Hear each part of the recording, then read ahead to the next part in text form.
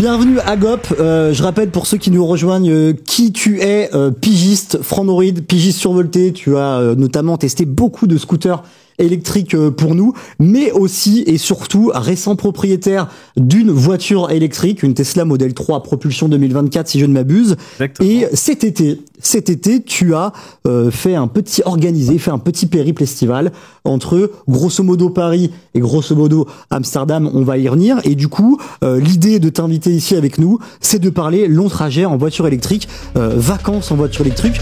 Est-ce que c'est possible ?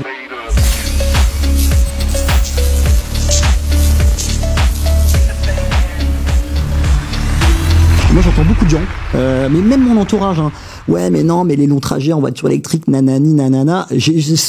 Ça m'énerve presque maintenant d'entendre dire ça parce que quand j'entends Vincent qui me dit, bah oui, moi je peux faire du Bordeaux-Lisbonne en voiture électrique, ça me pose pas de souci. Et donc du coup, on a voulu, rapporter un témoignage concret d'une personne qui a voyagé cet été en voiture électrique. Donc Paris-Amsterdam, on va commencer notamment par la préparation, parce que forcément un trajet en voiture électrique, ça se prépare. On a fait regarder une magnifique animation avec Agop et ton chien ou ta chienne, je sais pas si c'est ton chien, avec 3 questions principales auxquelles on va répondre. Donc tout d'abord, c'est comment tu prépares un long trajet en voiture électrique. On sait qu'il y a notamment des logiciels, des applications, ce qu'on appelle aussi plus largement des planificateurs d'itinéraires. En quoi ça consiste et comment ça marche? Comment toi tu t'es préparé? Alors c'est une bonne question parce que je pense qu'il y a 2 manières de faire et peut-être que tu peux aussi partager ce que tu fais toi. Je pense que quand t'as une Tesla, t'es pas obligé de préparer. Tu peux vraiment mettre ta destination et ça te le prépare pour toi. Ça va te dire arrête-toi ici, etc. Comment je l'ai préparé moi? J'utilise une application qui s'appelle ABRP, qui est connue et qui fonctionne pour quasiment toutes les voitures électriques. Donc tu mets le modèle de ta voiture, l'année, etc. Elle connaît la consommation, tu peux l'adapter.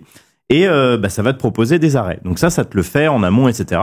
Et ce que tu peux faire, c'est que tu peux lui dire, moi, je préfère tel ou tel réseau de charge, ou j'aimerais m'arrêter, par exemple, dans un endroit où je vais pouvoir me restaurer, ou j'aimerais des toilettes, parce que ou j'aimerais, par exemple, un petit parc pour mon chien, pour faire ses besoins, etc. T'as la carte, quoi, un peu. Exactement. Ouais. Donc tu vas pouvoir, derrière, pendant que tu fais ton trajet, j'adore cette photo. Voilà, exactement. À un moment, il va vouloir faire ses besoins, etc. Donc tu vas pouvoir adapter. Donc j'ai utilisé ABRP et surtout ce que tu peux faire, c'est que derrière tu peux regarder les différents prix des bornes. Okay. Et donc ce qui me recommandait, je crois que c'est le screenshot que j'avais eu. Exact. C'était un arrêt en Belgique. Et en fait, en Belgique, les superchargers et les chargeurs en général coûtent assez cher.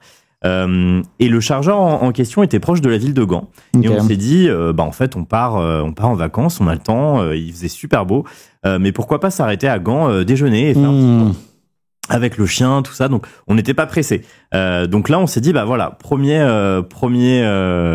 stop. On va dire. D'accord. Hein. On va s'arrêter à Gand, et c'est là où justement, on l'a préparé en disant, on va s'arrêter à peu près 2h30. Et donc, dans ABRP, tu peux dire, je veux m'arrêter 2h30. Donc, tu vois les chargeurs rapides lents. Combien de temps est-ce que tu vas t'arrêter? Qu'est-ce que tu vas récupérer? Justement, tu disais par exemple 25% sur une nuit. Donc là, c'est un chargeur un petit peu plus rapide, mais ça reste de la charge lente. Combien tu vas récupérer? Parce que potentiellement, tu repartiras pas à 100%, mais c'est pas grave. Okay. Et donc, est-ce qu'il te faut un autre arrêt, etc. Hyper précis dans la configuration. Alors, c'est une appli de geek. Hein. Complètement. Elle est clé en main pour le grand public ou c'est un peu franchement, je sais que t'es un peu tu bosses pas pour Frandroid pour rien. Je sais que t'aimes bien mettre les mains dans le cambouis, etc. Elle est imbuvable l'appli ou? Non, moi je la trouve affreuse. Hein. Okay. Franchement, non. Okay. L'UX, ChargeMap fait la même chose en beaucoup moins précis, beaucoup moins bien. On est d'accord. Et en fait, je pense que tu vas en parler après, c'est que tu peux le faire dans ta voiture avec le planificateur Tesla, et c'est ce que la plupart des gens font, et ils s'en rendent même pas compte. C'est qu'ils mettent dans le GPS, je veux aller de Paris à Toulon, et la voiture va calculer d'elle-même où est-ce que tu t'arrêtes. Mais tu peux pas faire ce que Agop a fait, de dire j'ai envie d'aller visiter Gand, j'ai envie d'avoir une charge lente parce que j'ai le temps, j'ai envie d'avoir un resto à côté, machin. C'est clé en main. Alors que ABRP, tu vas beaucoup plus loin, mais attention, l'appli, pour moi, pour moi, je l'utilise à titre perso, mais pour le grand public, tu lui montres ça, il achète pas de voiture électrique. Ok. Deux méthodes, 2 visions de voyage, mais elle a le mérite d'exister. Pardon, t'allais dire quelque chose. Non, c'est vrai que ça peut faire peur. Oui. En fait, je me dis, c'est vrai que les gens se disent, les gens qui sont pas convaincus par l'électrique, ils se disent, moi, je veux un truc qui me change pas trop mes habitudes, tu vois, par rapport à ma voiture thermique. Et je pense qu'effectivement, si on leur montre ce genre d'application, ils vont dire, bah non, du coup.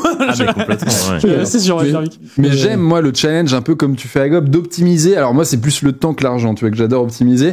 Et moi, j'adore gagner 2 minutes. Ah ouais, en m'arrêtant là, bah vas-y. Mais le grand public, il s'en fout de gagner 2 minutes, tu vois. Et à tel point que, donc, on parlait du planificateur Tesla où, en effet, tu rentres l'adresse et c'est lui, il te dit tout ce qu'il faut faire. Ok, il y a pas de souci. Il y a d'autres méthodes maintenant. Et je sais que le journaliste des Échos qui teste les voitures électriques, j'ai oublié son nom, il utilise cette méthode maintenant. C'est que, en fait, il fait comme en voiture thermique. Quand comment on dit, la zone de... La réserve. Merci. Quand la réserve s'allume en mode, il reste plus que 50, 40 km d'autonomie sur autoroute, et ben, il s'arrête à la prochaine aire pour recharger. Et moi, j'ai pas encore tenté l'expérience, mais il l'a fait sur 2 ou 3 voitures qu'il a testées dernièrement. Et en gros, il dit, bah, ça marche parce que maintenant, toutes les aires de service sont équipées d'une borne de recharge. Par contre, tu sais pas quel prix tu vas avoir derrière. Enfin, tu peux le savoir en amont si tu regardes sur ton appli machin. Tu sais pas s'il y a de la place. S'il y a de la place, en effet. Enfin, voilà. Mais ça marche, il l'a fait. Et voilà. C'est la 3e manière qui, il y a un an, franchement, jamais j'en aurais parlé parce que, bah, c'était pas possible. En fait, toutes les aires de service n'avaient pas de borne. Et maintenant, tu peux faire comme en voiture thermique, quoi. Ouais. Mais du coup, au risque, de ne pas avoir de place parce que, pour charger une voiture, ça met plus de temps que de recharger une voiture, de remettre de l'essence dans une voiture thermique. Avant un long trajet en voiture électrique, il faut forcément recharger sa voiture électrique. On n'a pas vraiment le choix. Toi, comment tu t'y es prise quand tu as une borne chez toi ou alors tu vas dans des bornes externes? Comment ça s'est organisé de ce point de vue-là? Alors pour ce trajet, on a fait l'entre-deux. Donc tu parlais tout à l'heure d'une prise domestique classique, on a fait sur une prise renforcée. Donc justement le chargeur dont tu parlais tout à l'heure, tu disais qu'il va jusqu'à 16 ampères, je crois. Donc une prise renforcée, ça permet de charger un petit peu plus vite, donc jusqu'à 16 ampères. Donc là, on a chargé, en l'occurrence, j'ai chargé chez mes parents, sur une prise qu'on a testé. Le test devrait paraître, je pense, bientôt. Ouais, exactement. Donc je vous en dis pas plus, petit teaser. Mais voilà, on a chargé sur une prise renforcée pour commencer. On est parti à 100%. Et après, donc, on a fait un mix de charge lente, charge rapide, à la fois en France et aux Pays-Bas, et un petit bout en Belgique. Voilà. Et quand on n'a pas de chargeur à domicile, est-ce que c'est une condition sine qua non d'avoir un chargeur à domicile quand on a une voiture électrique? Et quand on n'a pas, c'est quoi un peu les solutions de secours? Est-ce que c'est galère ou pas? Je sais pas trop comment on se situe vis-à-vis de ça. Tu vas faire le plein à Leclerc quand tu fais tes courses. C'est ça, quoi. Mais... Non, en vrai, en plus, c'est une possibilité. Hein. C'est pas contraignant, c'est ce que je veux dire. Ça m'est arrivé une fois d'avoir oublié de recharger la Tesla et en gros, je suis parti avec 10 ou 15% alors que j'avais 300 bornes à faire. Je vois ça, je suis non, l'enfer.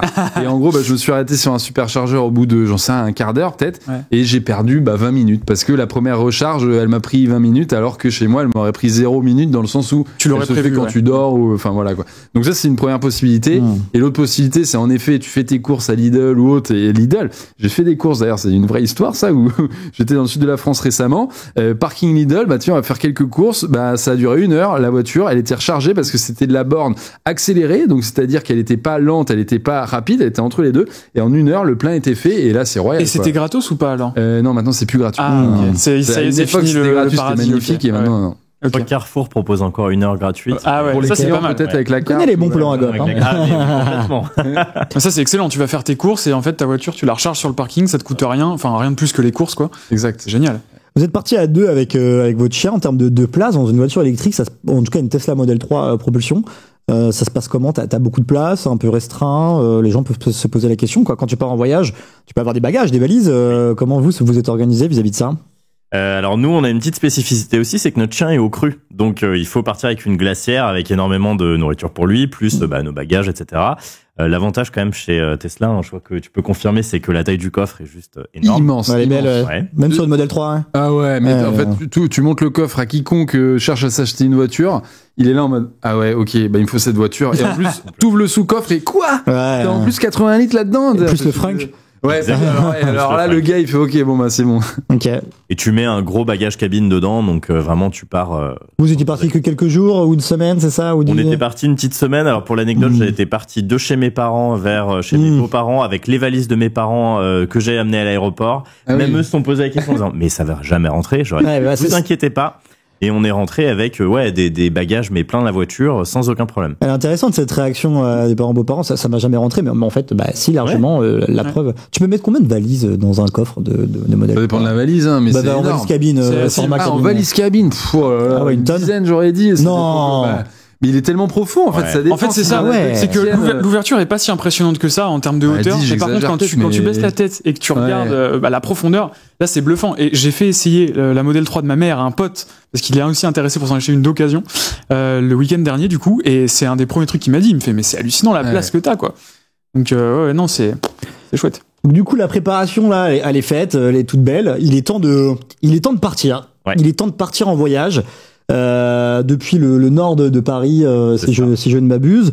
Et du coup, au cours de ce trajet, il va y avoir forcément des arrêts recharge. On en parlait un peu juste avant, on va en reparler. Donc ta première recharge, du coup, elle a duré 2h30. Donc là, première recharge, on arrive en Belgique. Voilà, on arrive en Belgique. Donc combien de temps la recharge a pris ? Tu le disais, du coup, 2h30, ça aurait pu être beaucoup plus court si tu voulais que ça soit beaucoup plus court, on est d'accord, hein. Complètement. Ça aurait été combien, par exemple, si t'étais passé par je crois qu'il prévoyait sur le planificateur Tesla, je crois qu'il prévoyait 15 ou 20 minutes. Ouais, c'est ça, 15 minutes, exactement. Ouais. Ça, ok. Et tu m'avais dit que tu avais pas mal aussi utilisé d'autres réseaux que les SUC. C'est quoi un peu les différences en termes d'expérience, en termes d'accessibilité, peut-être aussi en termes de prix. On va revenir sur les prix derrière, on va faire des bilans globaux. Ouais. Mais tu as utilisé un peu ces services tiers. T'en as pensé quoi ? Cite-moi les noms même, let's go. Hein. Ouais, bien sûr. Il y en a deux que j'ai préférés. Alors pour le coup, moi j'ai pas d'abonnement. C'est-à-dire j'ai plein de cartes, j'en ai utilisé qu'une quasiment. Okay. J'ai plein de cartes, mais j'ai aucun abonnement et du coup je vais, on va dire, au plus pratique et au plus offrant ou au moins cher. Donc bien sûr Tesla, mais là pour le coup effectivement il y a les prix puisque j'ai une Tesla. Sinon EOCharge qui se développe beaucoup. Pour l'instant, on est autour de 30 centimes, on va dire tarif public. Si t'as l'appli, c'est 25. C'est cher, c'est pas cher si on doit situer. C'est pas cher, 30 centimes le kilowattheure pour préciser. Et en gros, à domicile, quand t'as un tarif réglementé, tarif bas, c'est 25 centimes, hein, si j'ai pas de bêtises, le tarif bas. Donc en gros, 30 centimes, c'est quasiment le même prix que si tu rechargeais à domicile, sauf que tu recharges en 15, 20, 30 minutes. C'est du jamais vu. Enfin, du jamais vu. C'est vraiment très abordable. Oui, c'est hyper abordable. Le seul inconvénient, c'est que c'est souvent un petit peu, faut faire un gros détour. Ouais. Ok. Voilà. Donc selon ton trajet, ça peut être contraignant. Ils sont pas aussi présents que les superchargeurs, évidemment. Ouais. Quoi. Il y en a pas beaucoup. Ouais. Pour la petite histoire, ils se calent à l'arrivée du réseau haute tension de RTE, si je dis pas de bêtises. Donc là où t'as les centres en fait qui traitent la haute tension pour le mettre en moyenne tension. Donc souvent c'est au fin fond de la campagne, on va pas se mentir, à côté d'un champ. Et en fait ils sont là pour récupérer l'énergie, la stocker. En fait c'est un peu un tampon et ils se sont dit bah tiens on va mettre des bornes de recharge là pour apporter de l'argent. Mais du coup c'est pas à côté d'une autoroute quoi. Ou alors avec un coup de bol. Très peu voilà, qui sont proches des autoroutes. Ouais. Je rappelle ta démarche à Globe aussi, c'était de faire un voyage le plus économique possible. Tu disais que les sucres en Belgique étaient quand même très chers, d'où l'arrêt en fait à Gand pour aller choper un service tiers et du coup payer les moins chers. C'était ça aussi un peu l'idée quoi. Oui, c'était d'optimiser, on va dire, de réduire le coût. Sinon, je peux charger chez Vianeo sur l'autoroute et là on doit être au double, même plus. Ouais, autour de 70 centimes. Voilà. Ah waouh, ok. Ouais. Donc l'idée, voilà, c'était de faire, comme tu dis, au moins cher, sans pour autant aller au plein milieu de la campagne non plus. Voilà, donc petit détour. Et combien ça a coûté le premier arrêt recharge à Gand, par exemple 7 et 8 euros, je crois. 7 ou 8 balles pour une de combien de pourcents, grosso modo? On a dû, alors je crois qu'on est reparti autour de 75%. Okay. Et écoute, je saurais pas te dire à combien on est arrivé, peut-être 30, Ouais, donc t'as récupéré une quarantaine de pourcents, quoi, pour 7-8 balles quand même, hein. C'est quand même pas déconnant. Oui. T'avais fait les calculs sur un superchargeur Tesla, ça t'aurait coûté combien en Belgique? Alors je crois que le supercharger il était à 39 ou quelque chose comme ça, ou même plus. Bon après ça change souvent les superchargers selon l'heure, le jour. Exactement. Voilà. En fait ça a beaucoup baissé. Après on a repris, on montrera des chiffres et en fait depuis toi tu as fait ce trajet l'été, on a peut-être pas précisé. Oui. Et Tesla fait le yo-yo sur les prix. C'est une bonne nouvelle pour les consommateurs parce que dès que leur contrat d'électricité baisse, ils baissent les prix. À l'inverse quand ça monte, ça monte. Alors que Unity ça fait 2 ans le prix il a quasiment pas bougé. Et du coup on a refait les calculs et tu verras, on te montrera les calculs. En fait, ça a pas mal baissé depuis l'été, quoi. Donc peut-être que tu passerais par Tesla si tu faisais le trajet maintenant. Tu me parlais d'Easyvia, c'était au retour ou à l'aller, ça? Easyvia, c'était au retour. Alors, on en parlera juste après. Le cas d'Easyvia est intéressant. Mais qui était le deuxième réseau que j'allais te citer justement pour ta. Ok, on pourra en parler sur le trajet retour. Je sais que tu as fait une autre charge à l'aller qui était un peu avant l'étape d'arrivée. Là, c'était sur un SUC. Là, c'était sur un SUC complètement parce que. En Hollande. En Hollande complètement. Si les tarifs ont changé aussi, mais à l'époque on était à 25 centimes. C'est que dalle. Ah là c'est que dalle. Okay. Et vraiment pour le coup en Hollande c'était imbattable parce que même en charge lente on n'arrivait pas à ces prix-là. Quoi. Ok, la Hollande, les prix sont vraiment beaucoup plus faibles que les autres. C'est quoi, c'est Okay. Donc la ville où on est allé, qui était à une trentaine de kilomètres d'Amsterdam, pour le coup, on n'a pas chargé parce que les chargeurs lents étaient quand même autour de 40-45. Donc on n'en avait pas besoin. Donc on s'est dit, pourquoi charger alors qu'on avait des sucres sur la route où on était à 25. Donc là, pour le coup, on l'a pas fait dans ce coin-là et on l'a fait autour de La Haye. Où pour le coup, là, c'était plus abordable. C'est quoi le réseau le plus je précise, SUC, c'est superchargeur. Oui, désolé, petit acronyme qu'on suit sur le chat. C'est quoi le réseau qui est considéré comme le plus cher? Est-ce qu'il y a un réseau qui est considéré comme le plus cher? On est vraiment sur des réseaux du cas situationnel. Engie, Unity, ils ont un peu baissé leur prix. Je crois que c'est 59. Avant, c'était 69, mais Total Energy, un peu pareil. En fait, souvent, ceux sur autoroute, et un peu comme les pompes à essence. Hein. Ils doivent avoir des taxes de ouf à payer aussi. Ouais, pas tant que ça. Il y a une étude qui est sortie intéressante là-dessus, c'est qu'ils en profitent un peu, même si en effet, ils payent forcément plus cher le fait d'avoir une concession sur l'autoroute, enfin, d'avoir le droit de mettre des bornes sur l'autoroute. Mais, en effet, Tesla, ils en ont un ou deux sur l'autoroute, des superchargeurs en France, et c'est pas le même prix que Total. Donc ça dépend. C'est aussi une politique tarifaire, commerciale. Est-ce qu'on s'y perd pas? C'est la question solennelle de ouf et tout. Non, mais tu vois, il y a beaucoup de services à droite, à gauche. Enfin, je me dis, un gars qui arrive, qui veut acheter une voiture électrique. Enfin, tu vois, genre, très honnêtement, j'avais aussi envie de parler de moi, mon expérience avec, du coup, la Tesla Model 3, qui est une propulsion long range. Okay. J'ai fait plusieurs longs trajets, et quand je dis long trajet, c'est du Paris-Toulon, hein, donc, c'est quand même, c'est 9 bonnes heures de conduite, quoi. Et vraiment, ça a été assez surprenant à quel point c'est quasiment la même expérience qu'en voiture thermique. Parce qu'en fait, tu pars le matin, tu conduis, au bout d'un moment, t'as envie de t'arrêter pour manger, il est midi, t'as envie de manger, donc tu t'arrêtes, le temps de manger, en fait, tu branches ta voiture, donc moi, je me suis pas pris la tête, j'ai suivi les recommandations de Tesla. J'ai mis ma destination, d'itinéraire, et c'est le planificateur d'itinéraire qui m'a dit, tu t'arrêtes là, tu t'arrêtes là. Éventuellement, à certains moments, j'ai fait des petites variantes parce que je voulais manger avant ou après tout, mais voilà, c'était grosso modo ça. Et en fait, le temps de manger, tu branches ta voiture, elle est rechargée quasiment intégralement. Ensuite, tu repars. Et pour finir le trajet, tu vas refaire encore une pause, une petite pause pipi à la moitié de ce qui te reste en trajet. 15 minutes, et en fait, en 15 minutes, t'as récupéré ce qu'il te faut pour... Il est long le pipi, 15 minutes, non? Tu vois ce que je veux dire? C'est pas une pause branche, tu vas... En fait, c'est même conseillé, en fait. C'est ça, mais en fait, toutes les 2 heures, on est censé faire une pause. Alors, il y a toujours des gens qui vont dire, ah non, mais moi, le Paris-Marseille, je le fais en une traite, je m'arrête jamais. Alors, j'aurais un mot pour ces personnes-là, puisque je suis cette personne-là avant d'avoir une voiture électrique. J'étais t'es comme ça, toi. Sur Waze, dès que je gagnais 5 minutes, yes, et tout, c'est limite, tu pisses dans une bouteille. Non, mais tu vois, tu t'arrêtes le plus rapidement possible. Bref. Ce que tu décris, Robin, toi t'as la grande batterie. Moi j'ai la petite batterie de 50, toi t'as 60, c'est mieux. Et lui il a 80, le chanceux, enfin ta maman. C'est ma mère. Voilà. Big up d'ailleurs. Ton expérience se rapproche encore plus d'une thermique par rapport à nous, parce qu'en effet t'as une plus grande batterie. Oui, c'est sûr. Et en Chine, on a vu un truc hallucinant quand on y était. C'est justement, je pense à ceux qui veulent faire d'une traite le plus rapidement possible, etc., le moins s'arrêter. C'est les voitures électriques qui se rechargent en 10 minutes, donc les Zeekr, le 10 à 80% en 10 minutes 30. C'est avec une énorme batterie de 100 kWh. Donc là, on parlait de 80, là c'est 100, où en fait l'autonomie, elle est encore plus élevée. Donc, messieurs et mesdames, même si je pense qu'il y a plus d'hommes qui veulent arriver le premier à Marseille sans s'arrêter, je sais pas pourquoi, une question d'ego peut-être, attendez quelques années, puisqu'on aura ces voitures en France qui vont permettre une recharge en 5 minutes. Les Chinois annoncent déjà ça pour l'an prochain ou dans 2 ans, avec des autonomies délirantes, quoi. Donc, et quand tu dis recharge en 5 minutes, c'est pas du swap de batterie, c'est vraiment... 10 à 80, branché. Ok, c'est génial, ouais. T'as déjà rencontré des problèmes, toi, sur ton trajet, sur des problèmes sur des bornes de recharge, des dysfonctionnements, des problèmes logiciels, un manque de bornes, une surfréquentation d'une station, je sais pas.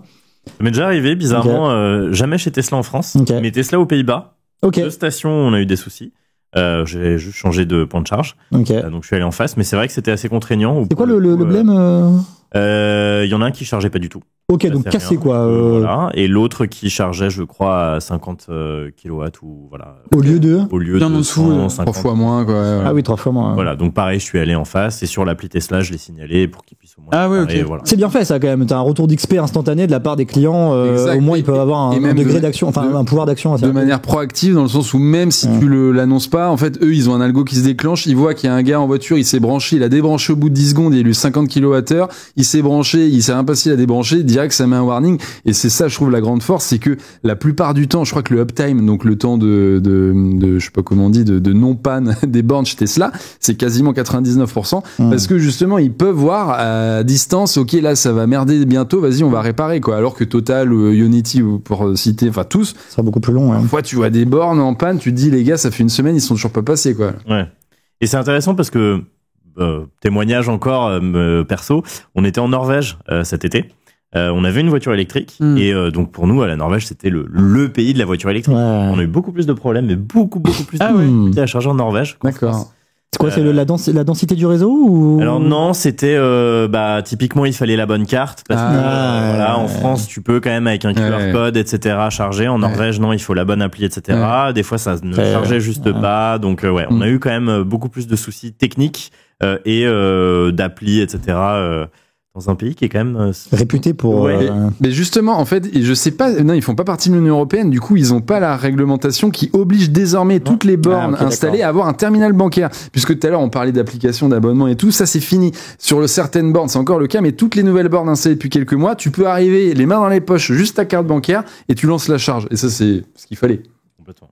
Donc tac, tu fais ton petit trajet à Gop et puis t'arrives à destination, une ville qui s'appelle, on peut la citer, Huizen si je ne m'abuse, pas très loin à proximité d'Amsterdam. Tac, boum, ça arrive, les moulins hollandais, on aime. Et du coup, nous on a créé un petit visuel notamment pour faire le bilan du trajet aller, et avec ton trajet, toutes les données de ton trajet.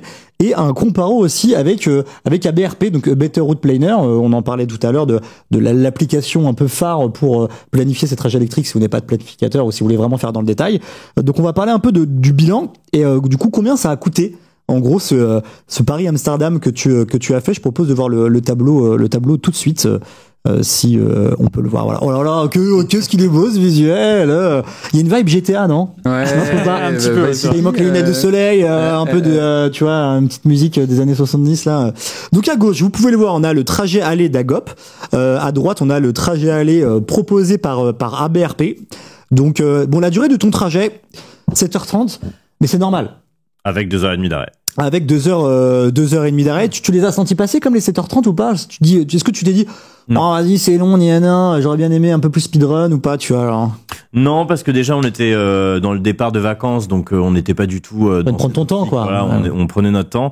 Et en plus, comme on s'est arrêté visiter, déjeuner, se promener avec le chien, pas du tout. Ça passe vite, quoi. Voilà. À la limite, c'est ton arrêt. Complètement. T'es pas fatigué, quoi. Ouais. Pas du tout. C'est intéressant de voir que les données, je tiens à préciser pour tout le monde, ABRP sont hyper intéressantes parce que ça c'est un peu le scénario idéal pour speedrun un trajet grosso modo, et on le voit en voiture électrique. Alors donc t'as mis dans la ABRP, t'as mis la Tesla Model 3 Propulsion 2024. Ouais, alors j'ai mis la même voiture, la même bagnole, exactement, qu'à Gop.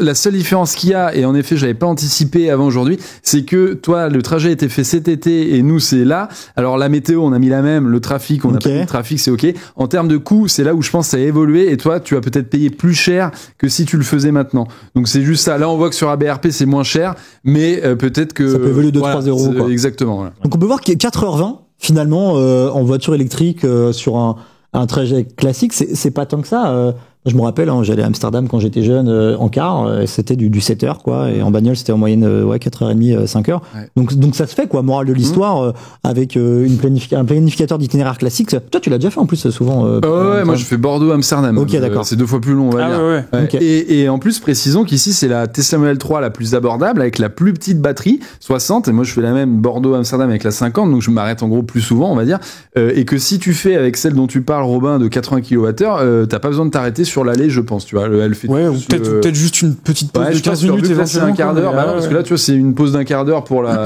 ok, ouais, d'accord. Donc toi, je suis même pas sûr que tu t'arrêtes. Après, voilà, c'est en fonction aussi de si tu veux arriver là-bas avec un petit peu de marge, si tu dois tourner là-bas. Exact. Et si on peut revoir peut-être le tableau pour repartir notamment sur les coûts. 21 balles. 21 balles un aller par Amsterdam, 500 bornes, ouais. Et t'avais inclus, je crois, la charge à domicile aussi. Oui, exact. On a inclus. On a inclus la charge à domicile. Vincent l'a fait, merci pour les chiffres. Plein, quoi, exactement. On a inclus la charge à domicile, donc c'est 21 balles avec la charge à domicile VS, 18 balles à BRP. Avec la charge à domicile aussi. Avec la charge à domicile, donc c'est pas très cher, non? Quand on te dit que tu voyages, tu fais un Paris-Amsterdam pour 20 balles. C'est pas très cher, quoi. 475 km, on peut le voir, différence avec ABRP, 464 km. ce petit écart, il correspond en fait au détour que tu as fait pour du coup aller toper des services tiers à droite à gauche. Pour rentrer dans la ville, non? Pour rentrer dans la ville, ok. Ouais. Parce que le deuxième arrêt juste avant d'arriver, il était vraiment au bord de l'autoroute. Là, c'est même pas 1 ou 2 kilomètres, quoi. Ok, ah oui, parfois t'as des trucs vraiment juste à côté, etc. T'as des bornes de recharge parfois qui sont vraiment genre à 10 bornes de l'autoroute, faut vraiment sortir. J'ai envie de les prendre, oui, mais t'es pas obligé. Bah non. Maintenant, enfin, tu me dis ce qu'on te pense, mais moi, tous les trajets que je fais, Espagne, Portugal, Belgique, Pays-Bas, etc., et France, tu n'as plus de bornes, enfin, tu n'as plus, même en 2020, tu faisais pas un détour de 10 bornes, et donc maintenant, non, t'as des bornes partout, vraiment, c'est... Souvent, c'est tu sors de l'autoroute, et t'as une borne juste à la sortie, quoi. Enfin, maintenant c'est un service d'ailleurs, tu vois. Et même, voilà, tu sors même pas de l'autoroute. Mais si t'as envie à tout prix de faire un superchargeur, par exemple, exact, t'en as partout. Ils sont pas sur l'autoroute. Et toi, une fois arrivé sur place dans la région dans laquelle t'étais, t'as galéré à trouver des bornes où c'était vraiment c'est facile, quoi. Non, il y en avait vraiment partout. Pour le coup, aux Pays-Bas, tu peux facilement scanner un QR code et payer directement sur ton téléphone. Pas besoin d'appli. Beaucoup de badges sont quand même compatibles. Donc pour le coup, moi, j'ai beaucoup utilisé ChargePoint. Okay. Parce qu'ils ont quasiment pas de commission, en fait. Donc, tu payes quasiment le prix que tu paierais et t'as pas besoin de t'embêter avec une autre appli, un QR code, tu passes ton badge et c'est bon. Mais ça, moi, d'un regard extérieur, ça me paraît compliqué, ces histoires de badge. Du coup, il faut un badge pour chaque service, etc. Il n'y a pas quelque chose qui uniformise un peu, non? Heureusement, si. Ok, d'accord, on n'est pas sur un truc. Depuis de nombreuses années. Ok, comment ça fonctionne? En gros, par exemple, le plus connu, c'est nos concurrents, puisque c'est ceux qui éditent également Automobile Propre, le site d'information qui est très très bien d'ailleurs. C'est ChargeMap. Et donc ChargeMap, ils ont bien sûr l'application qui peut te permettre d'être planificateur d'itinéraire comme un BRP de manière un peu plus simple, on va dire, mais c'est pas leur taf. À la base, c'est une carte de recharge compatible tout réseau, ou du moins la plupart des réseaux. Et donc, t'as une seule carte que tu commandes. C'est un peu format carte bancaire, mais il y a pas d'argent dessus. C'est relié à ton compte, ton RIB ou une carte bancaire. Et en gros, tu scannes sur la borne et hop, ça te lance la charge. Et c'est compatible avec les bornes aux Pays-Bas, les bornes au Portugal, les bornes en Espagne, les bornes en France, que ça soit les réseaux régionaux, les réseaux nationaux, les réseaux locaux, enfin... Sauf si t'as pas de bol et que t'as un réseau qui a pas voulu nouer un partenariat avec ChargeMap, bon. Ça existe ou pas? C'est déjà arrivé? Sûrement, et tu télécharges l'appli, tu scannes un QR code, mais c'est de plus en plus rare. Oui, en 2020, j'en ai peut-être connu quelques-uns. En 2024, ça m'arrive plus, quoi. De toute façon, pour Tesla, t'as pas besoin de badge, non? T'arrives, tu branches. Tu branches, c'est chargeur. D'ailleurs, je voulais vous sortir une stat assez amusante. Là, en l'occurrence, la Tesla Model 3, donc, de ma mère, on en est à 20 000 km. On en est à 20 000 km et pour parcourir ces 20 000 km, on a payé en tout 724 € d'électricité. Tesla estime que si ça avait été du coup une voiture thermique, en essence, l'équivalent, ça aurait été 1845 €, donc on a économisé 1121 €. Mais c'est énorme. Alors je vous laisse faire les calculs après, diviser... par le nombre de kilomètres par le prix que ça a coûté, mais t'inquiète, on a la réponse dans quelques minutes. On montrera la différence avec un thermique. Et je voulais juste très rapidement, j'ai passé un mois à Amsterdam en février avec la Tesla. J'ai halluciné, nous on était en plein centre d'Amsterdam, les bornes de recharge qu'il y a partout à l'intérieur de la ville. Et en gros, c'est pas un problème. T'arrives avec 5%, voire même moins d'autonomie. Tu branches ta voiture la nuit, le lendemain c'est bon, tu vas la garer ailleurs. Et il y en a, mais à tous les coins de rue, et c'est vraiment premier degré, quoi. Moi, j'ai l'impression qu'à Paris, ça manque un peu dans Paris intramuros, même en banlieue. C'est pas obligatoire maintenant quand tu veux construire une station essence d'avoir des bornes de recharge, maintenant il me semble, ou même sur les autoroutes. Joker, c'est possible, mais je trouve qu'à Paris, il n'y en a pas tant que ça, tu vois. J'en croise, mais toi, là, tu fais le comparo avec Amsterdam, mais j'ai l'impression qu'il y a vraiment deux mondes. Toi, à Amsterdam, t'as remarqué aussi, ou en Hollande, plus globalement, t'as remarqué cette densité de... Les chiffres officiels, je crois que la densité, c'est 3 à 4 fois plus supérieure, en Pays-Bas qu'en France. Le Pays-Bas, c'est le meilleur pays en termes de densité de bornes rapporté au nombre de voitures électriques. Okay. Pourtant, en France, on est déjà pas mal. Ouais, en France, on est top 3. Hein. Je crois que c'est Pays-Bas, Allemagne et France ou un truc comme ça. Solide. Ah, ils sont forts. Là. Toi, sur place aussi, t'as fait plusieurs recharges. Après, t'es resté quelques jours, du coup, un peu en Hollande. T'as privilégié encore une fois plutôt les sucres ou d'autres services tiers. Comment ça s'est passé, l'expérience un peu de recharge une fois sur place, en mode Ongorbad? Alors, on a fait un entre-deux. Pour le coup, sur place, on n'a pas chargé, mais quand on est allé visiter, on a chargé sur des chargeurs lents. Donc, comme tu disais, t'en trouves un peu partout aux Pays-Bas. Donc, on a fait 2 charges lentes et en fait, on a fait un sucre juste avant de partir, juste pour avoir les 25 centimes, parce que pour le coup, sinon c'était en Belgique, donc beaucoup plus cher. Okay. Mais le trajet retour d'une traite, là, on a fait que de la charge rapide. Et pour le coup, ça s'est très bien passé aussi, donc c'était beaucoup plus rapide. Pas d'arrêt de 2h30, mais pas en Belgique, juste pour optimiser un petit peu le coût du trajet, quoi. J'allais en parler juste là sur le trajet retour. On a également fait un petit tableau comparo ton trajet à GOP et le trajet à BRP. Donc là, on voit quand même, par rapport à l'aller, il y a une grosse différence. Donc déjà, tu mets 6h25, dont 40 minutes de recharge. On est loin des 2h30, quoi. 40 minutes, c'est acceptable. Comment ça se fait que entre 40 minutes de ton trajet et 17 minutes d'ABRP, il y a une différence? Peut-être de stratégie, parce que si tu t'arrêtes un peu trop tôt, si tu t'arrêtes aux Pays-Bas et pas en Belgique, t'arrives avec en fait il faut savoir, c'est un peu technique et on est obligé de rentrer là-dedans, plus ta batterie est rechargée et moins tu recharges vite. C'est un peu comme tu remplis un pichet d'eau, au début tu vas avoir le débit à fond quand il est vide et au fur et à mesure qu'il se remplit tu réduis pour éviter que ça déborde. C'est un peu la même chose sur la batterie. Donc imagine si Agop s'est dit vas-y, j'ai pas envie d'attendre d'arriver à 5% pour recharger, mais là je suis à 60, on va en profiter pour recharger. Tu vas perdre du temps entre guillemets que si tu attends le dernier moment, les 5%, t'es en Belgique, tu recharges, mais en effet ça va te coûter plus cher. Le mieux c'est de faire le yo-yo entre 0 et 50% en fait. Ouais, voilà, c'est le plus rapide, c'est ça, exactement. Ouais. Et alors, je pense que t'es parti aussi à 100% sur ABRP. Exactement, ouais. Et t'es arrivé très bas. Ouais. Alors que pour le coup, moi, je suis pas parti à 100%. Et je suis arrivé à plus. Parce que pour le coup, chez nous, on n'a pas encore de borne. Donc, on voulait quand même un petit buffer pour pouvoir. Je crois qu'on est arrivé à 10 sur ABRP. 10%. Alors que nous, on a dû arriver à, une trentaine de pourcents. Quand même. On a fait un arrêt supplémentaire. Là, sur les 40 minutes, t'as fait deux arrêts, du coup, c'était ça? C'est ça. Donc, on a fait un arrêt sur le dernier suc des Pays-Bas avant de. À la frontière, quoi, en gros. Et après, un EasyVia Fast, pour le coup. Donc, pour ceux qui connaissent pas, c'est des bornes assez rapides. Alors, c'est pas aussi rapide que Tesla, c'est du 150 kW, je crois. C'est déjà pas mal. Oui, c'est déjà pas mal. C'est assez rapide. Voilà la photo. Qui sont, en fait, sur des parkings de McDo. Et l'idée, c'est que, quand c'est l'heure de manger, c'est 35 centimes. Et en dehors des heures de repas, c'est 30 centimes. Le kilowattheure, donc c'est super abordable, c'est rapide et honnêtement ça fonctionne très bien, j'ai jamais eu de soucis avec eux. Alors nous on a un badge EasyVia mais il n'y a pas forcément besoin, pareil tu peux scanner un QR code, payer directement ou avec l'appli EasyVia et c'est l'arrêt qu'on a fait une fois en France. J'ai perdu le fil, t'en as parlé des heures pleines heures creuses ou pas? Oui, il y a des j'avais vraiment perdu le fil. Alors c'est des heures pleines heures creuses mais qui sont conditionnées par les heures auxquelles tu manges au McDo en fait. Ah oui d'accord, voilà. Ok, c'est très ciblé. Logique, Oui. On va faire un petit donc ça c'est le bilan du coup du retour. On va faire un petit bilan même global des grosso modo 1200 km. Temps, coût, facilité. On a fait un tableau comparatif avec du coup ton trajet à GOP, donc là ça prend en compte l'aller et le retour. Ça prend également en compte l'aller-retour d'ABRP et on a fait un comparo thermique. On a utilisé Mappy si je ne m'abuse ou Google Maps, Vincent. Oui, exactement. Et on a pris, en gros, une consommation de, si je dis pas de bêtises, 7 litres au 100 sur un diesel ou 6 litres au 100 sur un diesel, je sais plus. Donc une berline similaire à la Tesla Model 3 en diesel, type série 3 de BM, par exemple. Donc si on veut peut-être un peu analyser déjà la partie kilométrage ensemble, on voit que c'est peu ou prou identique, en tout cas entre le thermique et ABRP. On voit qu'il y a une 20 km de différence avec toi à GOP. Encore une fois, c'est lié du coup au petit détour que tu faisais pour aller choper des sucres. Et même sur place, t'as un petit peu tourné. Sur place, voilà, donc, en termes de temps, quel enseignement on peut tirer ici? Vous en pensez quoi? Petite précision pour ceux qui nous auraient rejoints sur live depuis qu'on parle de ce sujet. ABRP, donc c'est la voiture électrique sur le trajet le plus rapide possible. Et Agop avait fait un trajet un peu plus touriste, on va dire, touristique peut-être, ouais, carrément, avec une recherche de coûts maîtrisée. Et donc ABRP thermique, finalement, c'est ça le plus intéressant à comparer pour ceux qui décrient l'électrique et nous disent une voiture électrique sur les longs trajets, ça marche pas, on perd trop de temps. On voit que en fait, on rajoute 33 minutes de recharge pour cette voiture électrique, donc la Tesla Model 3 Propulsion, qui est la voiture électrique la plus abordable de Tesla, et c'est l'un des meilleurs rapports qui était pris du moment. Si on prenait la voiture de ta maman, Robin, avec une batterie plus grande, les 33 minutes, je pense, ça serait 15 minutes, peut-être 20 minutes, quelque chose comme ça.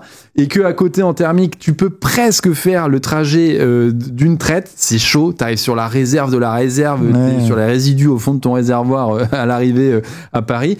Et que en gros, faudrait quand même faire un plein, ça serait sympa. Tu mets, 10 minutes, peut-être, le plein, tout compris, le temps d'arriver, si t'es pas le premier, de devoir aller payer et tout ça. Et après, le prix, en fait, je pense, ça parle de... Le prix, ça tue le game un peu, non? Tu passes du simple au double? Tu passes du simple bout entre le thermique et ton trajet à GOP ou RBR. Toi, tu sens que tu fais des économies depuis que tu as la voiture électrique? Ah oui, complètement. Ouais, Complètement. Alors, pour le coup, moi, j'avais comparé avec mon ancienne voiture, qui était alors très différente puisque beaucoup plus petite. C'était une DS3 Crossback essence thermique, et j'avais comparé, je crois, dans l'article, avec la conso, pareil. Je crois qu'on était autour de 6 litres au 100. Je crois qu'on dépassait même les 100 € sur le même type de trajet que j'avais fait. Ouais, l'essence étant plus cher. L'essence étant plus cher. Le diesel. Sur une voiture quand même vachement plus petite. Donc, on la sent complètement. Ouais. Moi, je sais que, pareil, avec la Tesla, je parcours à peu près la même distance qu'avec ma voiture thermique que j'avais avant, donc qui est une petite voiture, hein, c'est une Suzuki Swift. Hein. Je faisais à peu près la même distance, et avec la Suzuki, le plein c'était 70 € environ, ou même 80 plus récemment. Avec la Tesla, c'est 20 balles, quoi. Hein, donc, c'est quand même... Ce qui est intéressant, c'est que là, c'est des chiffres sur autoroute, avec certes une recharge à domicile en premier lieu pour le premier plein, mais imaginons, si on faisait pas un long trajet comme ça et que t'avais pas besoin de te recharger sur autoroute, et que chez toi t'es en heure creuse, voire en forfait encore mieux, où tu payes 15 centimes le kilowattheure, là on serait pas à 50 €, on serait sur quelque chose de, je pense, autour de 25 €. Donc pour en plus les courts trajets du quotidien, là ça tue le game, ça explose. Si tu recharges chez toi. D'ailleurs il y a beaucoup d'études qui sont sorties, des très sérieuses études, qui prouvent que la voiture électrique est moins chère que le thermique, bien que à l'achat c'est plus cher, un électrique va être plus cher qu'une thermique, mais tu fais des économies sur l'énergie, sur l'entretien, sur l'assurance, ça dépend des modèles, parce que la Tesla n'est pas forcément abordable à assurer, elle fait 300 chevaux au minimum, et enfin c'est limite une voiture de sport, mais voilà. Il me semble qu'avec ABRP, tu avais coché une petite option. Ah oui. Que peut-être que Agop avait oublié de cocher dans sa planification de trajet. On en parlait notamment hier. Alors, je sais pas, parce qu'il y a deux hypothèses. Il y a deux hypothèses. C'est soit du coup, vous voulez en parler en live, c'est pour ça. Soit les prix ont beaucoup baissé depuis cet été, parce que là, tu vois qu'on a 3 centimes d'écart. C'est drôle, d'ailleurs, on est quasiment quasiment même prix. Alors que sur notre proposition ABRP, on a fait que du Tesla Supercharger, sauf la recharge à domicile. Et j'ai compté la borne que tu avais utilisée avant de partir, mais en fait, finalement, t'as pas fait un 100%, la borne lente avant de partir. Et bref, moi sur ABRP, j'ai coché, donc si vous nous écoutez aussi en live, ça peut vous servir, de préférer les réseaux Tesla Supercharger. Oui. T'avais essayé ça aussi. J'ai ça et EasyVia et IE-Charge dont je te parlais. Ok, d'accord. Pour éviter les Total, les Ionity qui sont plus chers et autres. Donc je pense que l'hypothèse qui s'est passée, c'est que les tarifs ont drastiquement baissé depuis cet été en Belgique pour les Tesla Supercharger. Du coup, d'où le prix qui revient au même. Ok. L'été, c'est plus cher ou pas? Parce que les gens partent en vacances. Du coup, alors, non, normalement, c'est uniquement lié au contrat d'énergie entre Tesla et son fournisseur. Et c'est par pays d'ailleurs. Hein. C'est pas un tarif unifié en Europe, comme pourraient le faire certains. Mais toi, tu ferais différemment ton trajet aujourd'hui? Est-ce que tu as des enseignements à tirer sur ce trajet aller-retour, des choses à améliorer, des choses à se dire en mode là, je ferai un peu différemment, là, je ferai peut-être un peu plus comme ça, ou alors vraiment, tu dis non, franchement, ça correspondait aussi à mes envies de voyage. Oui, alors ça correspondait au passé, effectivement. Si je le refais, je m'arrêterai pas à Gand, parce que voilà, je vais pas m'y arrêter non plus tout le temps.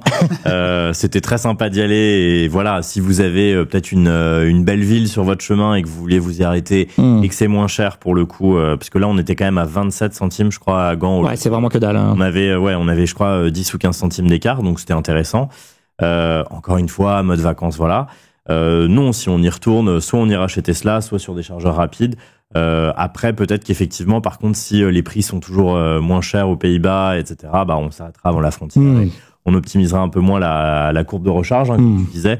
Mais voilà, sinon, je pense que Tesla a un super planificateur.